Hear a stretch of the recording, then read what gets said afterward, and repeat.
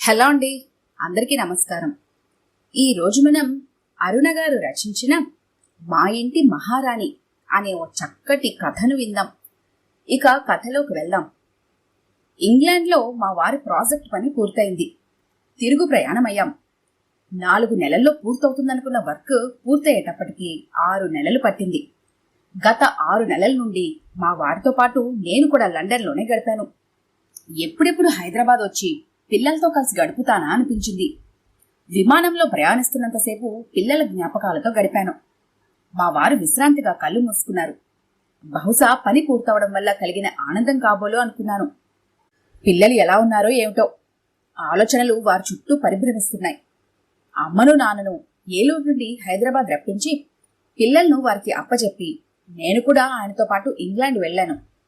అప్పుడప్పుడు మా వారు ఆఫీస్ పని మీద విదేశాలకు వెళ్లడం, 2-3 నెలలు గడిపి రావటం మామూలే. ప్రతిసారి ఒంటరిగా వెళ్లి ప్రాజెక్టు పని పూర్తయ్యాక వచ్చేసేవారు. ఈసారి ఎందుకో మరి వకులా, నువ్వు కూడా నాతో పాటు రావు అని 2-3 సార్లు అడిగారు. నిజం చెప్పద్దు, నాకు కూడా వెళ్లాలనిపించింది. ఆయన మల్టీనేషనల్ కంపెనీలో పనిచేస్తుండడం వల్ల ముందు జాగ్రత్తగా నాకు పిల్లలకు గతంలోనే పాస్పోర్ట్ తీసుకున్నారు. పిల్లలు స్కూల్లో చదువుతున్నారు కదా, ఎలా ఆలోచించాను. పెద్దవాడు 5వ తరగతి, రెండోవాడు 3వ తరగతి చదువుతున్నారు. నాన్నగారితో ఫోన్లో మాట్లాడాను. నాన్న బ్యాంక్లో మేనేజర్గా చేసి మొన్న మధ్యనే రిటైర్ అయ్యారు. అమ్మా నాన్న ఏలూరులో సొంత ఇంట్లో ఉంటున్నారు. ఇద్దరూ సరదాగా వెళ్ళిరండమ్మా, 4 నెలలే అంటున్నావు కదా, మేము హైదరాబాద్ వచ్చి పిల్లల్ని జాగ్రత్తగా చూసుకుంటాం, మీరు నిశ్చింతగా వెళ్ళిరండి అన్నారు నాన్న. పిల్లల్ని అమ్మ చూసుకోగలదా నాన్న? సందేహంగా అడిగాను. అమ్మ మీద పిల్లల బాధ్యత వదిలి వెళ్లాలంటే మనసులో ఒకంత గిల్టీగా అనిపించింది. పర్వాలేదులేమ్మా, నేను ఖాళీగానే ఉంటాను కదా, అమ్మకు పనుల్లో సాయం చేస్తానులే, మీరు తిరిగి వచ్చే వరకు పిల్లల బాధ్యత మాది. నాన్న నవ్వారు ఫోన్లో. ఏలూరులో పనులు చక్కబెట్టుకుని 2 రోజుల్లో అమ్మా నాన్న హైదరాబాద్ వచ్చారు. అమ్మకు పదే పదే జాగ్రత్తలు చెప్పాను. స్కూల్కి పిల్లల్ని తయారు చేసి పంపేటప్పుడు తీసుకోవాల్సిన జాగ్రత్తల గురించి, వాళ్ళ అలవాట్ల గురించి, ఇష్టమైన వంటకాల గురించి చెప్పాను. ఇద్దరు కొట్టుకుంటారు, జాగ్రత్త, మధ్యలో నువ్వు జోక్యం చేసుకుంటే బీపీ రాగలదు, నువ్వు పట్టించుకోకుండా ఊరుకో, కొద్దిసేపట్లో వాళ్లే కలిసిపోతారు, ఆడుకుంటారు అని చెప్పాను. అమ్మ మృదువుగా నవ్వింది. 3 పిల్లల్ని కనిపెంచాను. పిల్లలు కొట్టుకుంటారని ఆ మాత్రం తెలియదా వకులా? కొట్టుకోకుండానే మీరు 3 పెరిగి పెద్దయ్యారా అంది మురిపెంగా. పిల్లలకు కూడా 1,00,000 జాగ్రత్తలు చెప్పాను. అమ్మమ్మను తాతయ్యను విసిగించవద్దని, టైంకు హోంవర్క్ చేసుకోమని, బుద్ధిగా ఉండమని చెప్పాను. అలాగే అన్నట్టు తల్లుపారే ఇద్దరు. పిల్లల్ని చూడాలని మనసు ఆరాటపడుతోంది ఇప్పుడు. ఎన్నడూ వాళ్ల వదిలి ఒక్కరోజు కూడా ఉండలేదు. ఇదే మొదటిసారి ఇలా వదిలి వెళ్లటం. బెంగ ఉండదు మరి? హైదరాబాద్లో ఎయిర్పోర్టుకు వచ్చిన పిల్లల్ని చూసిన తర్వాత ఆనందంతో కూడిన కన్నీరు పెళ్ళుబికి వచ్చింది. అమ్మను నాన్నను పట్టించుకోకుండా పిల్లలను తృప్తిగా చూసుకుని వారి భుజాల మీద ఆప్యాయంగా చేతులు వేసి మాట్లాడాను. బావున్నారా మావయ్య గారు? అత్తయ్య, మీరు బాగా చిక్కిపోయారు, పిల్లలు బాగా విసిగించుంటారు కదూ. అమ్మతోనూ నాన్నతోనూ ఆప్యాయంగా మాట్లాడుతూ నెమ్మదిగా నా చేతి మీద తట్టారు ఆయన. అప్పుడుగాని నేను చేసిన తప్పేమిటో నాకు అర్థం కాలేదు.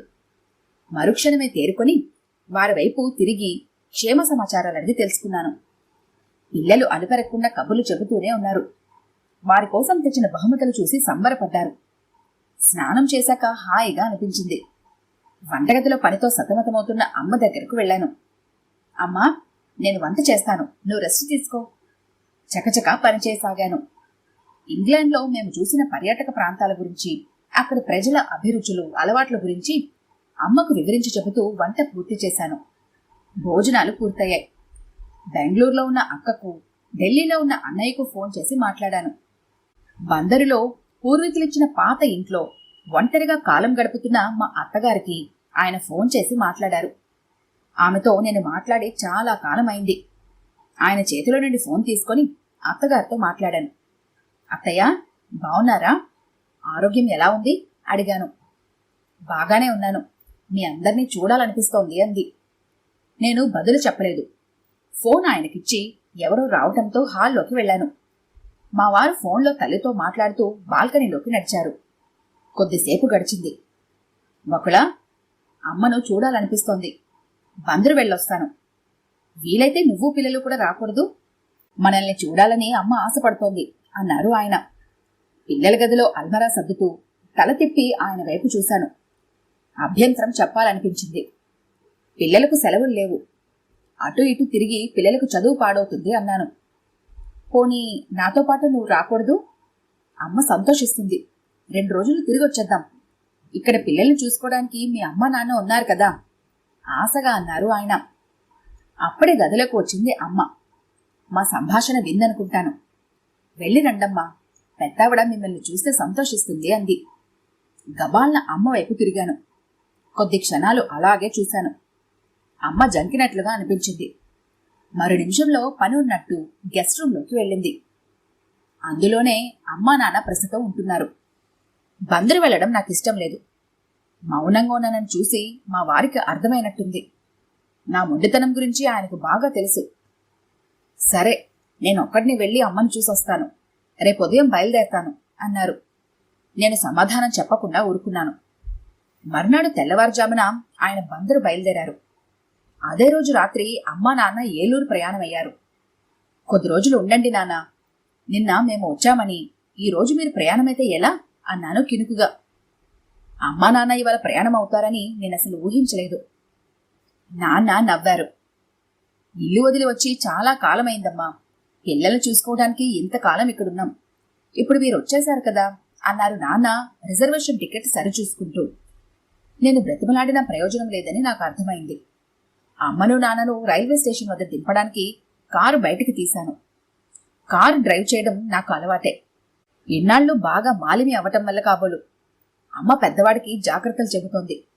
నాన్న చిన్నవాడిని అల్లరి చేయవద్దని, అన్నతో పేచి పెట్టుకోవద్దని హితబోధ చేస్తున్నారు. రైల్లో కూర్చున్న తర్వాత అమ్మ నాతో ఏదో చెప్పడానికి ప్రయత్నిస్తోంది కానీ చెప్పలేకపోతోంది.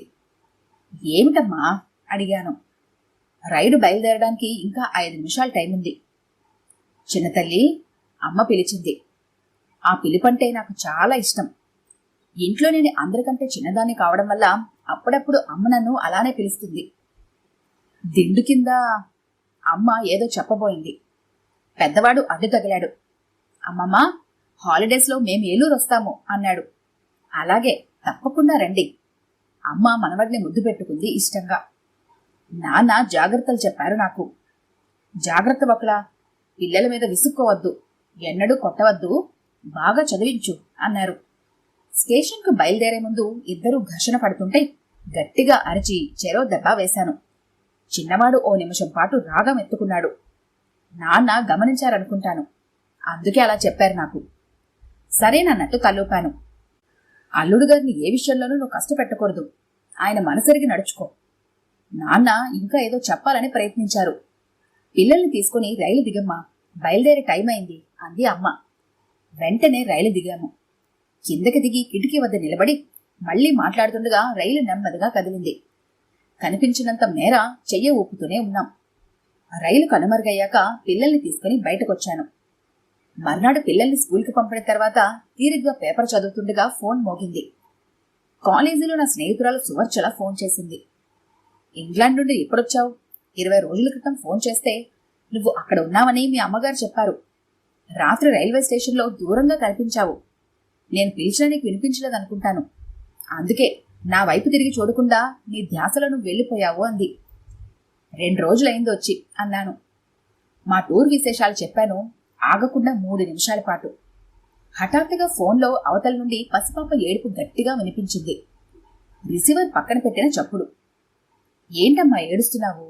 ఆకలవుతోందా? సువర్చల గొంతు వినిపించింది. బహుశా ఏడుస్తున్న పాపని ఎత్తుకుని ఉంటుంది. మరి నిమిషంలో రిసీవర్ కదిలినట్లు చెప్పుడు. బకులా, తర్వాత మాట్లాడతాను. పాప ఏడుస్తోంది, ఉంటాను. సువర్చల ఫోన్ పెట్టేసింది. ఆశ్చర్యంగా అనిపించింది. మేము లండన్ వెళ్ళి 6 నెలలైంది. అంతకుముందు 4 నెలల క్రితం తను కలిశాను. అడపాదడప ఫోన్లో మాట్లాడుకుంటూ ఉంటాము. తనకు ఓ బాబు పాప ఉన్నారు. మా పిల్లల వయసే ఉంటుంది వాళ్ళకు కూడా. సువర్చల ఫ్యామిలీ ప్లానింగ్ ఆపరేషన్ చేయించుకుంది. మరి ఈ పాప ఎవరు? ఆపరేషన్ ఫెయిల్ అయిందా, లేక బంధువుల పాప అయి ఉంటుందా? ఆలోచించాను గాని అర్థం కాలేదు. మధ్యాహ్నం భోజనం చేశాక సూపర్ బజార్కు బయలుదేరాను. సాయంత్రం వేళలో సూపర్ బజార్ రద్దీగా ఉంటుంది. ఈ సమయంలో అయితే ఖాళీగా ఉంటుంది. అందుచేత ఎక్కువగా మధ్యాహ్నం పూట వెళ్ళి ప్రొవిజన్స్ తెచ్చుకోవడం నాకు అలవాటు. కావాల్సిన ప్రొవిజన్స్ తీసుకున్నాను. కార్ స్టార్ట్ చేసిన తర్వాత సడన్ గా సువర్చల గుర్తొచ్చింది. తనను చూడాలనిపించింది. ఆమె ఇల్లు 2 వీధుల అవతల ఉంటుంది. వెంటనే కారు అటువైపు తిప్పాను. ఊహించని విధంగా వచ్చిన నన్ను చూసి సంబరపడింది సువర్చల. చొరవగా లోపలికి వెళ్లి కూర్చున్నాను. భుజం మీద నిద్రపోతున్న పాపను లోపల బెడ్రూంలో పడుకోపెట్టి తలుపు ఊరగా వేసి వచ్చింది. మా మాటలకు పాపాయికి నిద్రాభంగం కలగకుండా కాబోలు అనుకున్నాను. ఆపరేషన్ ఫెయిల్ అయి మరో బిడ్డను కన్నామన్నమాట. పిల్లలు లేక ఆరాటపడేవాళ్ళు కొందరైతే ఇక చాలంటున్నా ఇంకొందరు పిల్లలు పుట్టుకొస్తారు. నవ్వాను. సువర్చల కొద్ది నిమిషాలు మౌనంగా ఊరుకుండిపోయింది. ఈ పాప మా పాప కాదు, బంధువుల పాప. మా వారి పినతల్లి కూతురు వైదేహి పెద్దవాళ్ళని ఎదిరించి ప్రేమ వివాహం చేసుకుంది. ఆ అమ్మాయి గర్భిణిగా ఉండగా భర్త యాక్సిడెంట్లో చనిపోయాడు. ఈ సంగతి తెలిసి కూడా పెద్దవాళ్లు పంతం వీడలేదు. వాళ్ల హృదయం కరగలేదు. నా ప్రోద్బలంతో మా వారు ఆ అమ్మాయిని ఇక్కడికి తీసుకొచ్చారు. మా ఇంటికొచ్చిన 10 రోజుల్లోనే పాపను కని కన్ను మూసింది వైదేహి. నిండా 22 ఏళ్లేని తనకు 100 ఏళ్లు నిండిపోయాయి. పాపను పెంచే బాధ్యత తమ మీద పడుతుందన్న భయంతో మా చిన్నత్తగారు కాని అతని తల్లిదండ్రులు కాని ఇటు తిరిగి చూడలేదు. పాప బాధ్యత మనస్ఫూర్తిగా అంగీకరించాను. చెప్పింది నా స్నేహితురాలు. లోపలికి వెళ్లి నిద్రపోతున్న పాపాయిని చూశాను. స్నేహితురాలని అభినందించి ఆమె పిల్లల గురించి, భర్త గురించి అడిగి తెలుసుకున్నాను.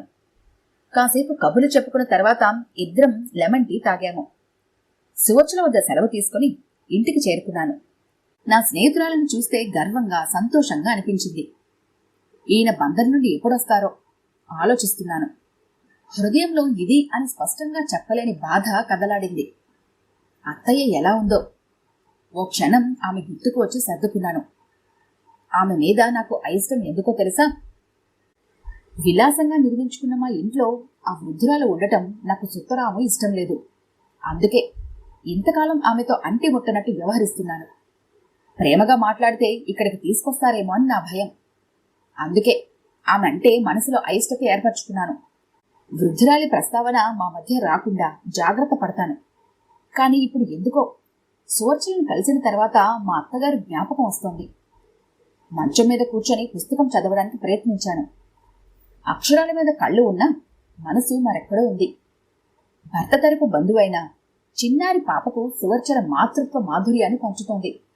మధ్యతరగతి కుటుంబానికి చెందిన సువర్చల ఓ అనాథ పసిపాప బాధ్యతను సంతోషంగా స్వీకరించింది. మరి నేను మా అత్తగారి బాధ్యతను తీసుకోవడానికి సంకోచిస్తున్నానెందుకు? విశాలమైన ఈ భవంతిలో నివసించే నా మనసు ఎందుకింత ఇరుగ్గా మారిపోయింది? ఆలోచిస్తున్నాను. చేయి తగిలి దిండు పక్కకు జరిగింది. దిండు సరిచేస్తుంటే మడత పెట్టిన కాగితం కనిపించింది. ఆశ్చర్యంగా తీసి చూశాను. అమ్మ రాసిన ఉత్తరం అది. రాత్రి రైలు ఎక్కిన తర్వాత దిండు కింద అంటూ అమ్మ చెప్పబోయిన విషయం గుర్తొచ్చింది. ఉత్తరం చదవసాగాను. వకులా, నీ కన్న తల్లిని అన్న బాధ్యతతో ఓ చిన్న మాట చెబుతాను, వింటావు కదూ? బందర్లో మీ అత్తగారు ఒంటరిగా ఉన్నారు. ఆమెను ఇక్కడికి తీసుకొచ్చి అపురూపంగా చూసుకోవాలన్న కోరిక అల్లుడుగారు మనసులో బలంగా ఉందని, కాని నీకు ఇష్టం లేనందున ఆయన అందుకు సాహసించలేకపోతున్నారని నాకు అర్థమైంది. ఆ వృద్ధురాలిని ఈ వయసులో బాధపెట్టడం తగదమ్మా. భర్త మనసులోని భావాలు గుర్తిరిగి నడుచుకోవాలి తల్లి. ఆశీస్సులతో మీ అమ్మ. గుండ్రటి అక్షరాలతో ఉన్న అమ్మ చేతిరాత అది. అమ్మ శివభక్తురాలు. నిత్యం శివకోటి రాస్తుంది. అక్షరాలు గుండ్రంగా, శ్రద్ధగా, ఇష్టంగా రాస్తుంది. ప్రతిరోజు రాసే సాధన ఉండటం వల్ల కాబోలు నాకు ఇంత చక్కగా ఉత్తరం రాసింది. నన్ను నొప్పించకుండా నా బాధ్యతను గుర్తు చేసిన అమ్మను తలుచుకోగానే కళ్లల్లో నీళ్లు తిరిగాయి. కొద్దిసేపు అలాగే కూర్చుండిపోయాను. దాహంగా అనిపించి లేచి ఫ్రిజ్ వద్దకు నడిచాను. మంచినీళ్లు తాగాను. అసంకల్పితంగా గెస్ట్ రూంలోకి వెళ్లాను. గది నీట్గా సర్ది ఉంచింది అమ్మ. ఇంతకాలం అమ్మ నాన్న ఆ గది వాడుతున్నారు. రూంలో నుండి రాబోతుండగా టేబుల్ మీద కవర్ కనిపించింది. ఏమై ఉంటుంది? ఒకవేళ నాన్నగారికి సంబంధించిందేమో.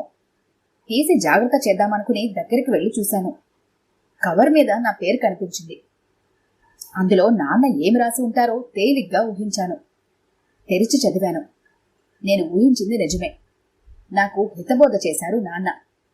వకుళా, భగవంతుడు నీకు అన్ని ప్రసాదించాడు. ఏ పూర్వజన్మ పుణ్యఫలమో ఇది. బంగారం లాంటి భర్త, ముత్యాల్లాంటి బిడ్డలు. నీది పరిపూర్ణమైన జీవితం తల్లి. వృద్ధురాలైన మీ అత్తగారు ఒంటరిగా కాలం గడుపుతోంది. నీ బిడ్డల మీద నీకు ఎంత ప్రేమ ఉందో, తన ఒక్కగానొక్క బిడ్డైన నీ భర్త మీద కూడా ఆ వృద్ధురాలికి అంతే ప్రేమ ఉంటుంది కదా. ఏం చేయాలో ఆలోచించు తల్లి. కర్తవ్యం నీకే అర్థమవుతుంది. ప్రేమతో నాన్న. అత్తగారి పట్ల నా నిర్లక్ష్య ధోరణి గ్రహించి అమ్మా నాన్న లోపల ఎంత ఆవేదనకు గురయ్యారో తలుచుకుంటే దుఃఖంగా కనిపిస్తోంది. నేనేం చేయాలో నాకు అర్థమైంది. ఇక ఒక్క క్షణం కూడా వృధా చేయదలుచుకోలేదు. ఆయన సెల్కి ఫోన్ చేశాను. నాదొక కోరిక అన్నాను. చెప్పు, నిరాసక్తంగా అన్నారు. అత్తయ్యను ఇక్కడికి తీసుకురాగలరా? అత్తయ్య ఎప్పటికీ మనతోనే ఉండాలి. ఇది నా కోరిక. గద్గద స్వరంతో అన్నాను. నిజంగానా? సంభ్రమంగా అన్నారు ఆయన. నిజంగా. అత్తయ్యకి ఫోన్ ఇస్తారా? ఆశగా అడిగాను. అలాగే. అత్తయ్యతో కొద్దిసేపు మాట్లాడి ఫోన్ పెట్టేశాను. మూసుకున్న గెస్ట్ రూమ్ కిటికీ తలుపులు బార్లా తెరిచాను. ధారాళంగా గాలి వీస్తోంది. ఆహ్లాదంగా అనిపించింది నా శరీరానికి, మనసుకి కూడా. పిల్లలు స్కూల్ నుండి వచ్చారు. స్నానం చేసి టిఫిన్ తిన్న తర్వాత ఇద్దరిని ఆ గదిలోకి తీసుకువెళ్లాను. ఇక నుండి ఇది గెస్ట్ రూమ్ కాదు, బామ్మ గది. మీ బామ్మ గది. బామ్మను మనం చక్కగా చూసుకోవాలి, తెలిసిందా? ఇద్దరికీ అర్థమయ్యేటట్లు చెప్పాను. బుద్ధిగా తలూపారు. మర్నాడు తెల్లారుజామున ఇంటి ముందు టాక్సీ ఆగింది. అందులో నుండి అత్తయ్య దిగింది, మహారాణిలా. ఆ భావన నాకు సంతోషం కలిగించింది. ఆత్మీయంగా ఎదురువెళ్లి స్వాగతం పలికాను. ఆయన డబ్బు ఎక్కువ ఇవ్వటం వల్ల కాబోలు టాక్సీ డ్రైవర్ కృతజ్ఞతా సూచకంగా మా వారి చేతుల్లో నుండి బ్యాగులు అందుకోబోయాడు. అతన్ని వారించి తల్లి సామాను స్వయంగా మోసుకుంటూ లోపలికి తెచ్చారు ఆయన.